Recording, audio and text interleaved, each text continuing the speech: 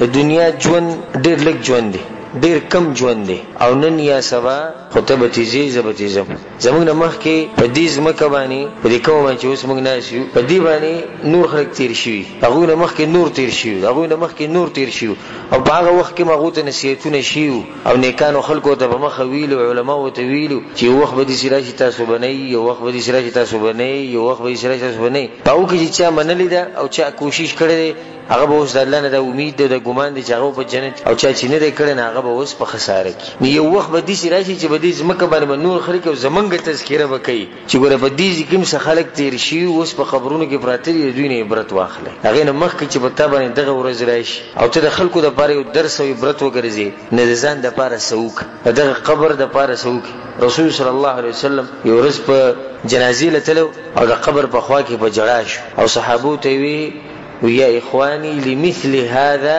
ای زمارونو د دې ځای دپاره تیاری وکئ، د دې ځای دپاره تیاری وکئ. رسول صلی الله علیه وسلم څومره اوچت انسان دی، څومره اوچت شخصیت دی، او هغه چې کله دا قبر ویني هغه په جړه کېږي وایي د دې ځای دپاره څه وکئ. بیا راشه عثمان بن عفان ته وګوره. عثمان بن عفان رضی الله عنه معروفه خبره د هغه په سیرت کې دا ده چې کله به هم هغه د قبر سره کېناسته په جړا به شو تر دې چې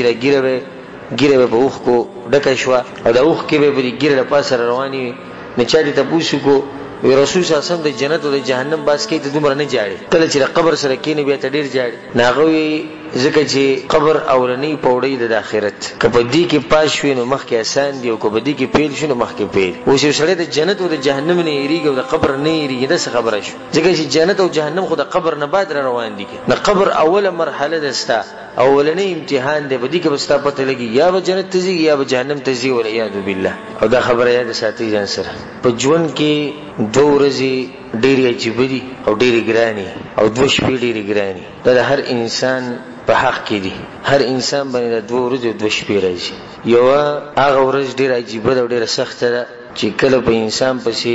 ملک الموت راشي او سات یې اخلي، نو هغه ډېره عجیبه ورځ راځي په انسان باندې او ډېره سخته، ځکه چې په دغه ورځ باندې فیصله کیږي، د جنت او د جهنم فیصله په دغه ورځ کیږي. نو دا ډېره عجیبه ورځ او ډېره سخته ورځ. مؤمن چې زړه ژوندی ایمان پکې لري دغه ورځ سوچ کوي. دویمه چې ډېره عجیبه ورځ په انسان باندې راځي، نو هغه ورځ ده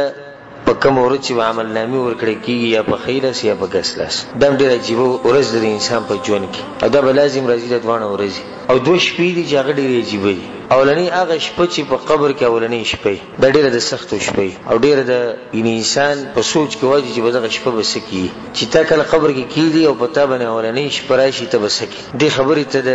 مؤمن، د ژوندي مؤمن سوچ ډېر شي چې زه به د اوله شپه په قبر کې څنګه تېروم، ما څه کړي دي او که نه. او دویمه هغه شپه ډېره عجیبه شپه او ډېره سخته شپه چې په سحر له قیامت،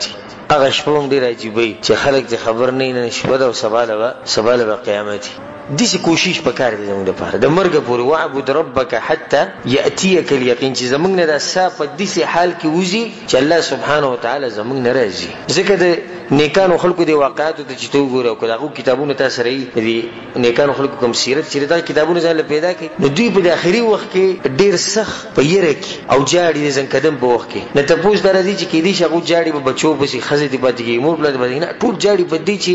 مخکې به څه کېږي، هغه نیکان خلک. او ما ته چې د کوم وخت نه بالغان شي د اوسه پورې موږ په یو ګناه باندې بریک نه لري، هر قسمه نافرماني موږ د الله سبحانه وتعالی کوو، په دنیا کې مشغول یو او داسې مطمئن یو لکه بالکل موږ چې 100% جنتیان. دې سلفو کې د ځینې کسانو نه نقل دي چې کله د هغو عمر زیاتېدو نو عبادت به یې زیاته، حالانکه کېږي داسې چې عمر زیاتېږي نو عبادت څه کېږي، کمیږي، ځکه چې انسان کمزوری کېږي. اوس بوډا شو مخکې ځوان نه، هغو چې به څومره ژوند زیاتېدو عبادت به یې زیاتېدو. نو چا دې تپوس وکړو چې ته ولې اوس ځان دومره ستړی کوې او اوس ته ښه کوشش شروع کړو، مخکې به یې دومره تهجد کول اوس دومره کوې، مخکې به یې روجې دومره نیسې اوس دومره نیسې، مخکې به یې درسونه دومره کول اوس دومره کوې. هغو به ورته دا خبره کوله چې ځکه چې زمونږ هغه زه را نږدې کېږي په کوم ځای کې باندې چې فیصله کېږي، یا د جنت او د جهنم هغه ځای موږ ته را نږدې کېږي. همیشه چې کله د اسونو مقابله یا د اوښانو مقابله، نو په دې کې کوم چې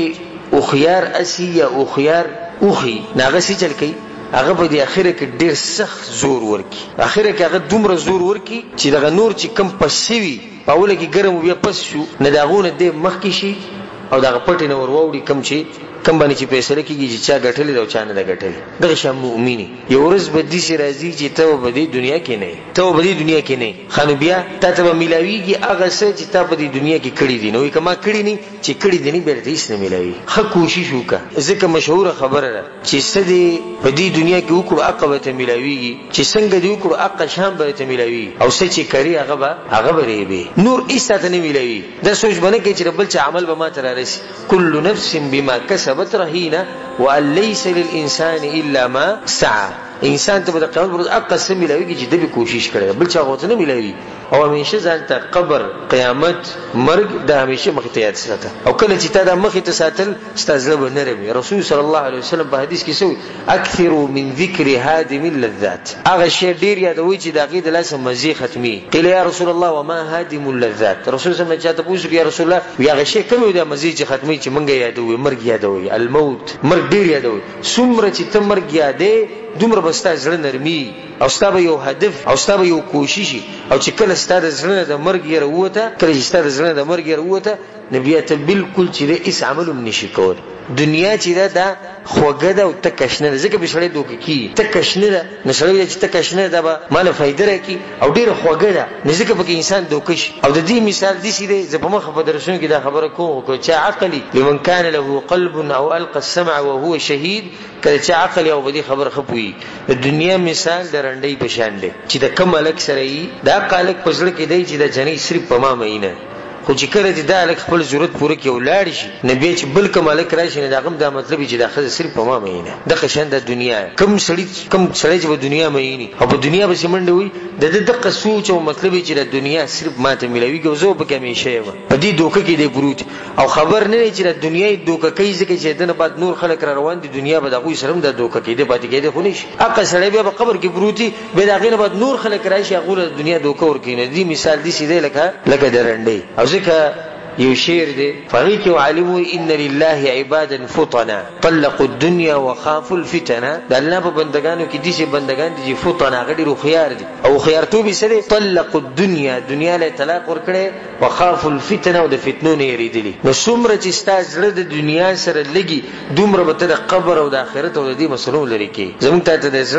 زړه ته د نصیحت ته د زړه ته د نصیحت ته چې خپل هغه ورځ را یاد کا په کوم ورځ چې ملک الموت ستاسو سره ته ولاړی او تانه به روح وباسي او په دغه ټیم کې به تاسو یاد جنت زیره کیږي او یا ول عیاذ بالله د جهنم زیره کیږي درېمه خبره به بل نشته